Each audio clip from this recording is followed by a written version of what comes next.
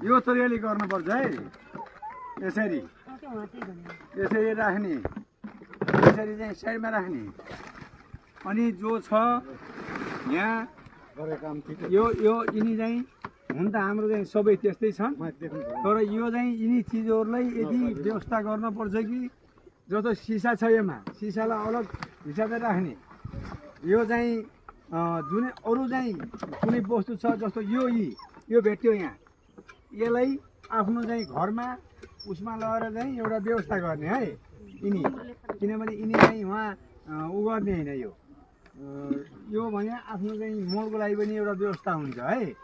हो त्यो हिसाबले डिँगा डागर खाइन्न भने आफ्नो चाहिँ मल खाँदा एउटा खाल्टो खाएर त्यसमा राखे पनि भयो। हो यिनी चाहिँ एकदम राम्रो तरिका यिनी आफ्नो साइडमा राखेर एउटा हो यसरी त्यो चाहिँ गरेपछि के हुन्छ भने आफ्नो चाहिँ सुरक्षा पनि भयो, सबैलाई एउटा सहज पनि भयो।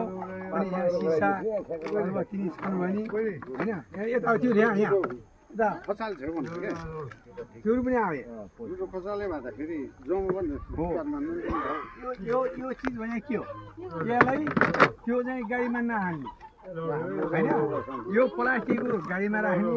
यो चिजलाई आफूले चाहिँ त्यहाँ सजिलो गर्ने मल हुन्छ नि त।